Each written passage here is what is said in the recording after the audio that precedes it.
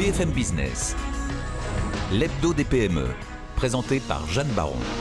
Et notre invitée, Annabella Silverio, bonjour et bienvenue. Bonjour.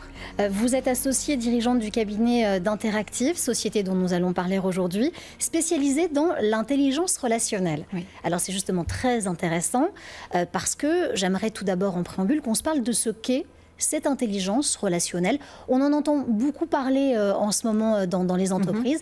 Ça a presque le vent en poupe, mais qu'est-ce que c'est ? Alors, pour vous le dire d'une façon concise et rapide, d'abord l'intelligence. L'intelligence, c'est cette capacité que nous avons à raisonner, à analyser, à nous adapter. On peut mettre cette capacité au service d'une situation pour pouvoir analyser cette situation et s'en servir plutôt que de la subir. C'est ce qu'on appelle l'intelligence situationnelle. Et on peut la mettre au service de nos émotions pour pouvoir gérer et nous servir de nos émotions plutôt que de les subir. C'est ce qu'on appelle plutôt l'intelligence émotionnelle. L'intelligence relationnelle, mais c'est l'ensemble des deux.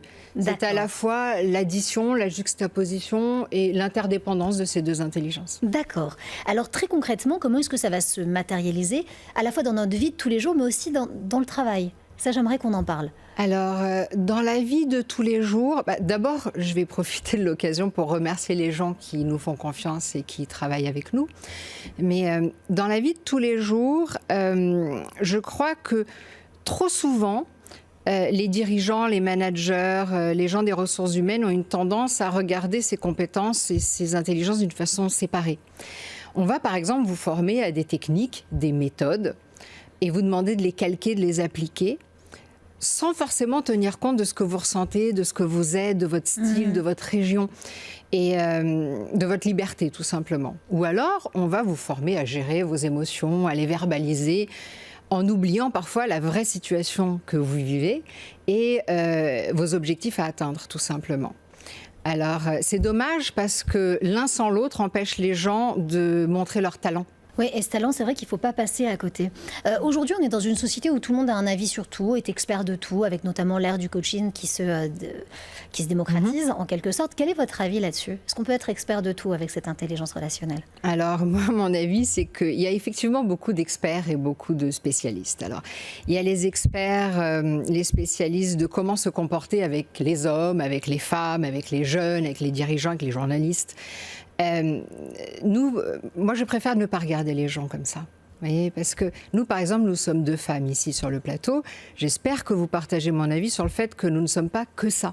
Bien évidemment, fort heureusement. Oui. Et pour moi, il y a des hommes, il y a des femmes, il y a des jeunes, il y a des journalistes, mais ça ne les définit pas uniquement.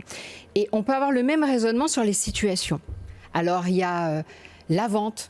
Vous voyez, les compétences dans la vente, comme si en parallèle de la vente ou à l'issue de l'acte de vente, il y avait un trou noir relationnel. Ou le non-verbal. Bon, alors maintenant, le non-verbal, c'est moins à la mode, parce que depuis qu'on a des masques et qu'on est derrière des écrans à la maison, c'est plus compliqué. Voilà, c'est un peu plus compliqué. C'est devenu le distanciel. Alors nous, chez Interactive, et l'intelligence relationnelle, c'est de regarder du distanciel et pas le distanciel. Vous voyez, parce que sinon, tout ça, ça devient très compliqué. Moi, je pense que les gens auraient vraiment à gagner à réapprendre les relations simples. Alors justement, Annabella, les 30 dernières secondes, elles sont pour vous. Oui. Pourquoi se former chez vous à l'intelligence relationnelle ? Eh bien, chez nous, parce que d'abord, nous ne faisons que ça, uniquement ça. Et depuis une trentaine d'années déjà, alors nous, on forme des jeunes, des femmes, des hommes en présentiel, en distanciel, en collectif, en individuel. Moi, je suis parfois étonnée, frappée ou intriguée par toutes ces personnes ou ces organismes qui veulent à tout prix innover dans la relation. Ils veulent tellement innover dans cette relation que tout simplement pour s'engouffrer dans une brèche, parce que tel ou tel thème est à la mode. En tout cas, voilà. Maintenant, on parle d'intelligence relationnelle. Je vous remercie de m'avoir donné cette opportunité et j'espère qu'en nous regardant, les gens voudront en parler avec nous. Moi, je peux vous dire en tout cas que ça donne envie. Annabella Silverio, merci beaucoup d'avoir été notre invitée. Je rappelle que vous êtes associée, dirigeante de ce cabinet en intelligence relationnelle dont nous venons de parler et qui s'appelle Interactive.